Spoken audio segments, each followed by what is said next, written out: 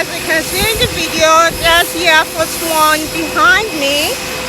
The president just arrived. He left already, as you will see in the other video that I post online.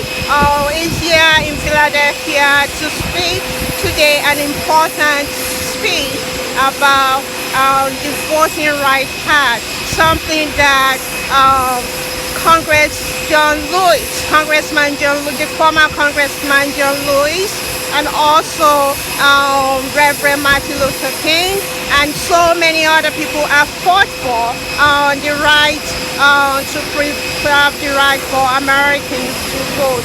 And as the president said, it's more than just preserving the right to vote. It's more than just registering. America is a beacon of democracy to everyone in the world, and you can and with what has been going on since last year, since the election, 2020 election, and the riot that took place earlier this year, this is an historic moment, and it is an important speech in American history. I see you're wearing your votes, and you're here for the president's speech at the National Constitution Center. Yes. Why is it important for you to be here today? It's important for us to have a voice and to be able to speak and vote without any interference or anything that will hinder those that need to vote. And the different states now that are pursuing different forms of voter suppression is very alarming and upsetting to me. So coming here to hear our president speak about the prevention of that and just providing the opportunity for all of us to vote without interference is the reason why I'm here. Do you think what the previous presidents, what happened during last year's election, do you think that really impact what is going on right now? I think so. It's unfortunate that that has happened, but many of the experiences that we've had in the past 4 years have made us aware just the underlying racism or just lack of diversity, those that don't want that in our country, is very upsetting and just makes us aware that we have a lot of work to do in order to provide equity and as far as voting is concerned. What message do you have for members, for lawmakers in D.C.? To please pursue and do what's right. For those who think that we don't know what's going on, they're how can I say? They're not fooling us, put it that way, as far as trying to prevent drop boxes in cities and early voting opportunities. We're not being fooled. So we're going to do what we can to prevent that, and we want those legislators to help us and support that so we can keep our democracy. And it's almost a year since the former Congressman John Lewis passed away. Oh, yes. And he was one of the advocates, and this was something that he fought for his entire life. Right. So, looking back, it's almost a year anniversary. What do you think you would think of what is going on right now? I can hear him continuing to say, if you see something that's not right, not just, then speak up, speak out, as he always said, and to do and fight for what is right. And that's all we can do, and that's what motivates me, those words from him. Thank you. Actually, you told me you were waiting for your friend. Are you part of an organization? I just have some friends that I've known since they were in college. Oh, okay.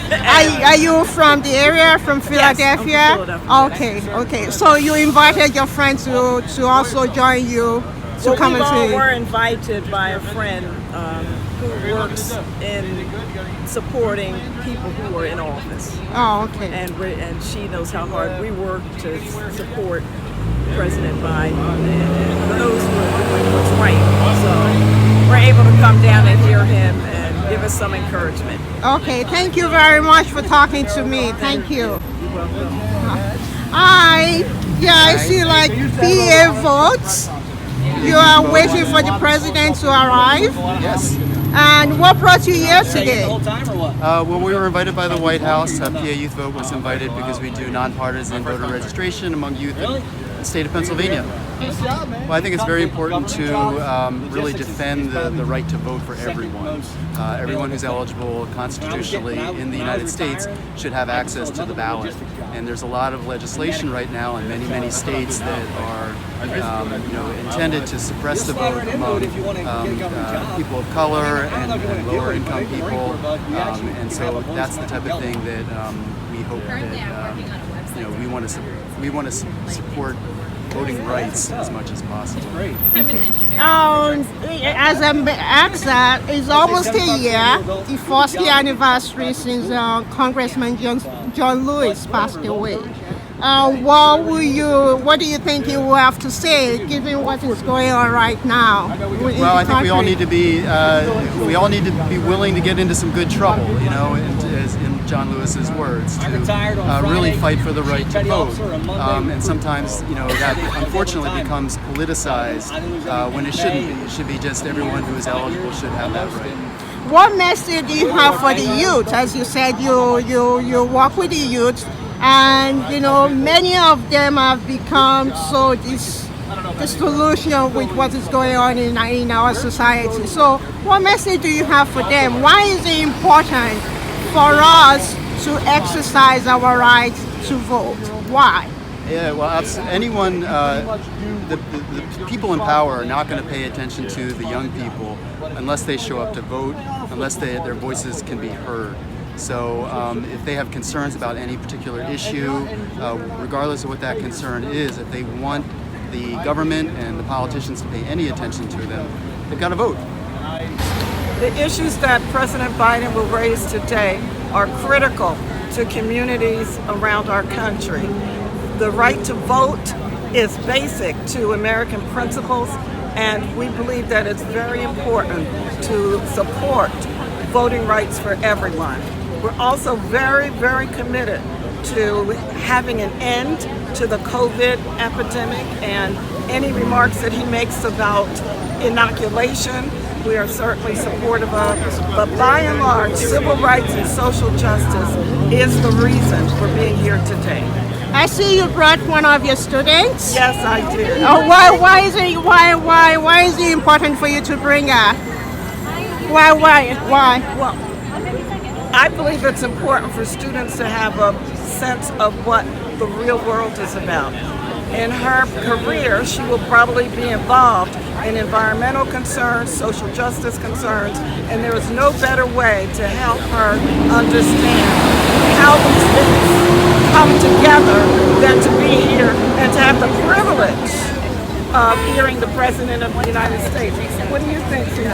I'm extremely excited to hear President Biden speak. I think the issues surrounding voting rights are absolutely critical, and at this point, it's troubling to me personally, the lack of democracy we see in some communities, like regarding gerrymandering, regarding like voter ID laws, and I think it's absolutely key that we get a Voting Rights Act through Congress soon, and so I'm really excited to hear him speak on it.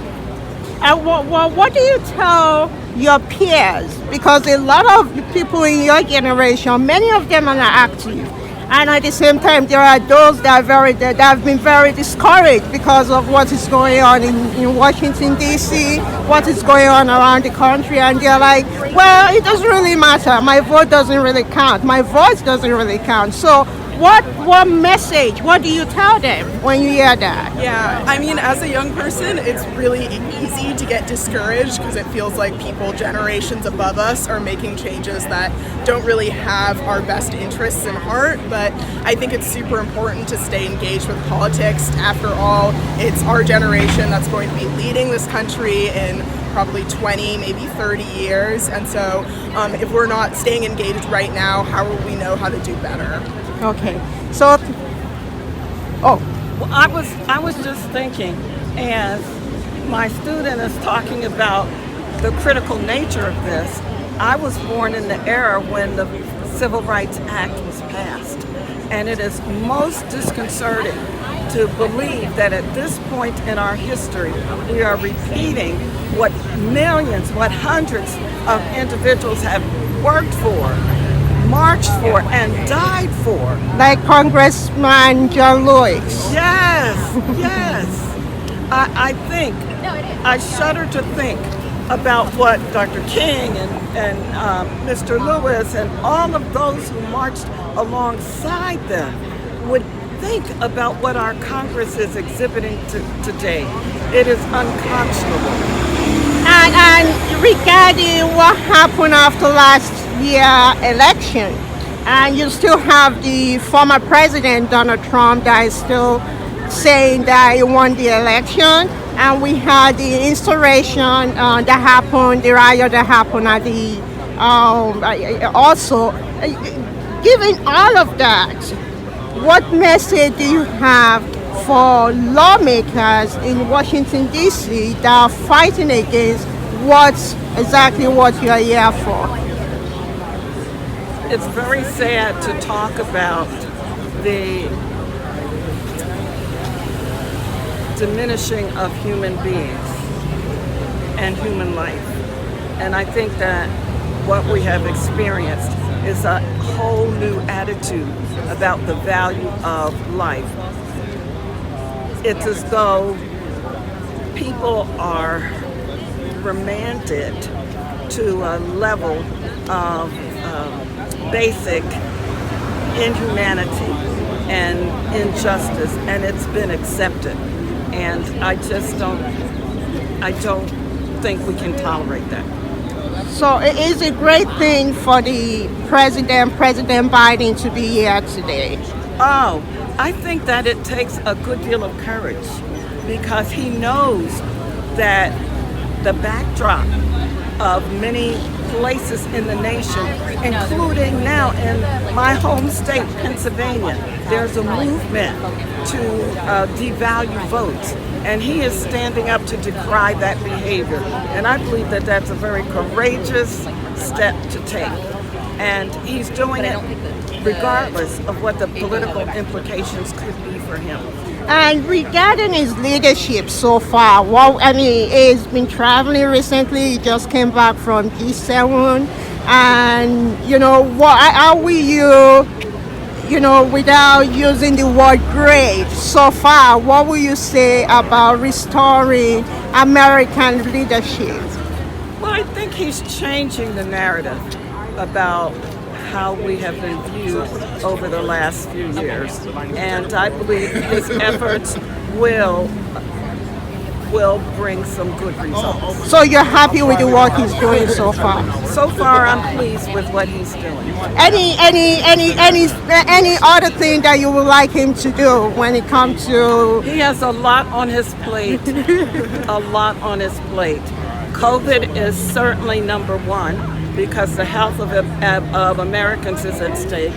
But this Voting Rights Act is critical to the well-being of our nation. Okay. Thank you very much. Thank you.